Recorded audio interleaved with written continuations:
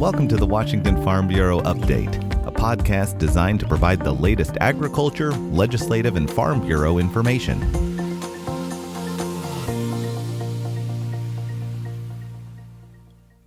Well, hello, everyone. I'm Ben Tyndall, and I'm joined this morning by Bailey Peters, as well as David Stuemiller, the Washington Farm Bureau Publications Specialist. I want to thank you both for taking part in this with us in light of the current COVID-19 and the coronavirus pandemic that we've been working through. Want to just encourage and reach out to our members and our listeners to let you know that Farm Bureau, we are here. We are still working. We're on the clock. And so we're going to talk a little bit about what some of the things and the outreach that we're doing, some of the resources that we're working to provide during this time frame. And so I want to have just a conversation with David and Bailey, and we're also going to bring in our CEO, John Stuemiller, to discuss with us a little bit more about what Farm Bureau has been doing and working kind of behind the scenes at the various levels, both on the state and federal side, and staying in touch with those resources. So anyway, we'll start the conversation with John Stuemiller, our CEO. So John, thank you for joining us and taking part in the podcast with us. Tell us what's going on. Yeah, thanks, Ben. So a lot of activity, as we all know, as we're facing the disruption to our normal life. But the good news is that folks are talking. So we are on conference calls on a daily basis, getting updated at the federal level, the state level, the local level, and our website for the organization. And I encourage everybody to visit that regularly because we update it throughout the day, even with the latest information from the federal stimulus package to things happening at the state level, and even in your own local counties. So we're trying to keep that as current as possible. So it's probably the premier resource for our members at least, but if not the whole state. And we're leading the effort and keeping that information out there. The other thing that's important is we're continuing to get our message out, which is that we need ag kept whole and we need ag labor needs to be met. And with challenges, as we know, with closure of borders and all, we're working that hard. We've heard some good information from, good news, I should say, from the federal government related to the H-2A program, which is always helpful to all of our labor needs. So that's kind of where we are right at this moment in time, is we're on the forefront of speaking at all the different levels of government and working with members to make sure questions get answered. Perfect. Now, as far as the organization, we're still up and running. Is there anything you want to share to let our members know that we're still on the clock, we're still working for them? Yeah, I appreciate that, Ben. So we have a lot of things going. Elections are still coming right around the corner. You know, it's not very far away before that next primary election, and there's a lot of important things that'll be up on the ballot. So we're working that. We're trying to get the candidate evaluation committees working from each county so that we can get our endorsements made for candidates that are friendly to agriculture. So that's underway. Counties are still meeting, most now by conference call, but we're engaging there, and we have our resources there for every county can have representation from the state office as well to keep us all interconnected. We've got just a host of things. We're doing regular calls to inform the leadership of the organization at the state and county level, just to make sure that everything is getting pushed out there so members know where to look for those answers. Now, John, I have to ask, have you ever been on so many conference calls in your life? So I thought I was on in a lot of meetings before this, but we are averaging probably 3 conference calls, duration generally an hour, at least an hour, 3 daily, and it's been just crazy. Never thought we could have so many meetings to keep folks informed, but it has been a juggling act to try to get actual work done while keeping all these calls going. A common story, I'm sure.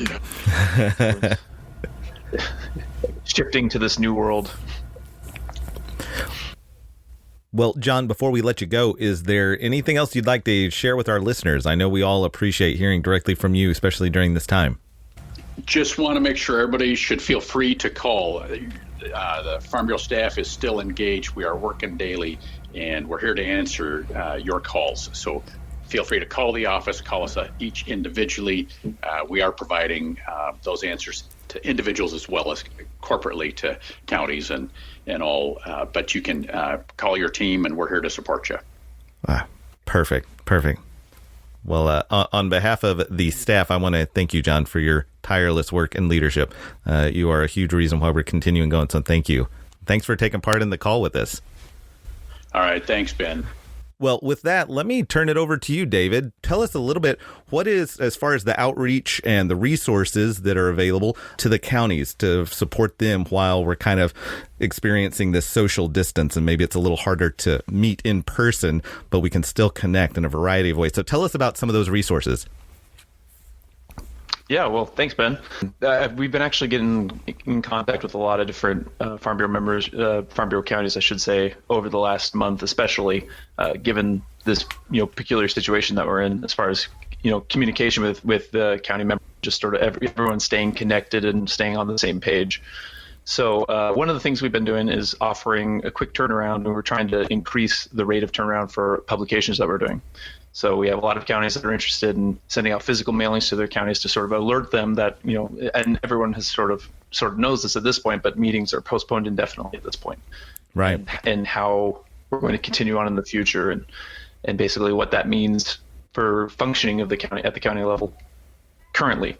And another opportunity that we have for the counties are, in addition to a traditional physical mailing, is we have our digital initiatives, which a lot of counties should be familiar with at this point as well, and most have been taking advantage of. And that I work with Bailey directly, and we try to get this message out to as many people as possible within the county via emails, and then in conjunction with our physical production.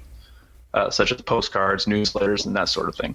And the advantage, as we found, especially during a situation like this, is that while physical mailings are, still relevant and they're still useful, and people have the access to them, and our production capabilities are still intact and completely, functioning, it is very even more important to be able to get a message out quickly to your county, since we have things developing so quickly.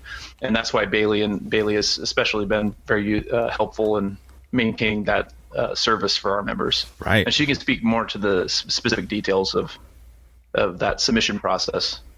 One of the things we like to encourage our members to do is just stay in contact with our staff, and specifically yourself and Caleb Gorder, who folks who listen to the show may be familiar with. Yes. He's appeared a few times on this program, and also Don Jacobs, who's the standby in the field, and he's been with the Farm Bureau for years, and many counties know him. But being able to just communicate with those staff and get your needs met and heard immediately, and we just want to encourage people to stay in contact with us to really keep the dialogue flowing.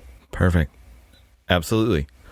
Well, Bailey, let me kind of shift to you. Playing off of what David said, I know you've been working around the clock, practically, just pumping information via social media, emails, etc. Tell us about the communication aspect. How are you working and getting the information as far as Farm Bureau is concerned out to our members? Yeah, so one of the things that I love about Farm Bureau is that we communicate in every single way. So David, was just talking about there's still ways in print form, in digital form, kind of across the spectrum. We try to communicate with our members, and COVID has been no different. So a lot of social media posts. If you go to our website, which we've been really pushing a lot of members to, we are constantly working on that and updating that. And if you've been with us from the start of COVID and using that resource, you'll see that it's kind of gotten a facelift over the last few days, and it's really become a go-to resource for everything from state to federal resources and even county resources. And one thing that just has been awesome is, working with every single part of Farm Bureau. So my job has allowed me to work with our retro team, our Farm Bureau Solutions team, and all of those employees have been working together so that we can really get the best resources available online. But most importantly, I think in my role, other than just communicating the important information, just encouraging farmers and ranchers to just continue to share that they're still farming, and that in light of all of this, like in adverse situations, we're going to still rise and still produce food and fiber and feed the world. And so hopefully, you've seen the I'm Still Farming campaign online. We're really just trying to communicate that message that we're still here and we're still providing.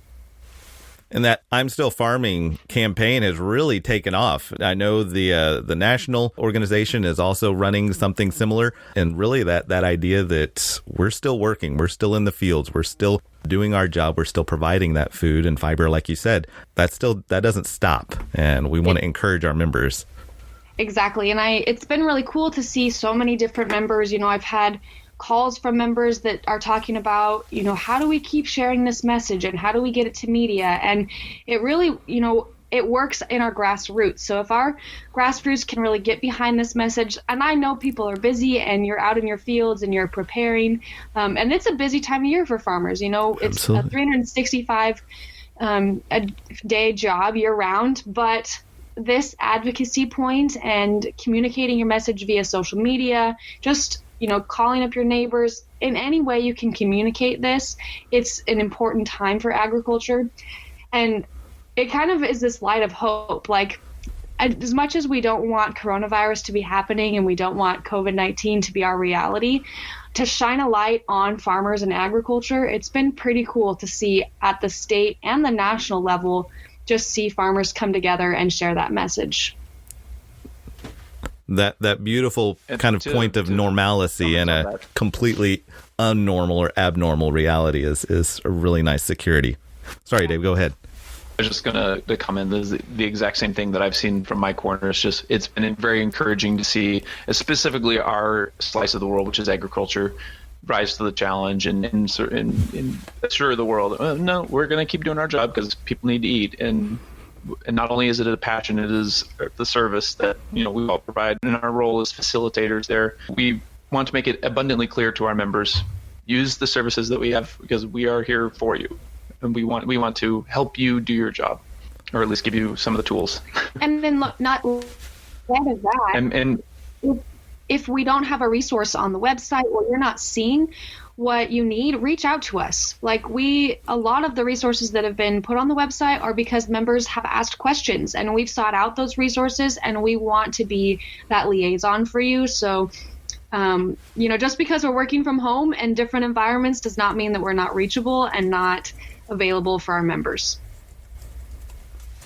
Well, it sounds like we're communicating with our members over a variety of mediums, be it the website, email, paper and print publications, magazines, social media. We're also wanting to encourage our counties that we have the resources as far as conferencing and conference calls or web meetings, things like that. So if your county farm bureau is not able to meet in person right now, but know that we do have resources to meet virtually. So reach out to us. We would love to offer that resource to you as a county.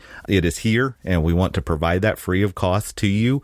Another resource, or I guess another medium that we're also working on, is the Show Me What You Do video contest. We're encouraging individuals to get out into their fields and show us what you do. So we've launched last week, and we're just encouraging members to make a short, less than 10-minute video. It can be on your cell phone. It could be however is convenient for you to videotape yourself or your family or your kids doing something on your farm or you're on your ranch or on your dairy, and let us know. Share that with us. We would love to pump that out via social media to our other members and really to anyone that's interested in seeing what Farm Bureau is doing and farmers and ranchers around the state are doing, to let us know that, hey, we're still working for you. We're still advocating. So make sure to check your email or look on a Facebook page and get more information about that. And Ben, isn't there even an extra incentive to apply or enter this contest? Yeah, just a little bit. We don't take the word contest around here lightly. We want to sweeten the deal. So we are offering cash prizes, a first, second, and third prize to the winners.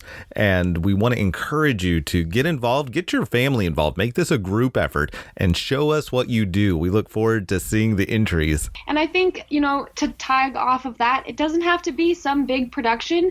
This morning I shared Cowlitz Meadows, which is in Lewis County, and they just did a live on their farm, and they had all their kids there, and they talked about milking the cows and taking care of everything on the farm, and that's exactly what we want to see. We just want to see you raw and real in your field or in the barn or even in your house preparing something for the Farmer Ranch. Like, we just want to see you doing what you do and still farming. Really, the sky is the limit as far as what you can videotape, and we would love for you to take part in this. Videotape may actually be a little bit dated now, to say out loud, now that I'm saying that, as we talk about our film and put our VHSs in our VCRs. Well, gang, is there anything else? Hey, if you have an idea you want to share and have a part of the WFB update, as you can see after ledge session, things are going to kind of shift. We want to feature members. We want to hear directly from you guys. So if you have something you want to chat about, call Ben or David or myself, and we'll get you on the show. Absolutely. Please reach out and let us know. We would love to hear from you. The WFB Update is a production of the Washington Farm Bureau, the voice of agriculture in Washington State, ensuring our family farms continue to feed the world. To learn more, visit our website at www.wsfb.com.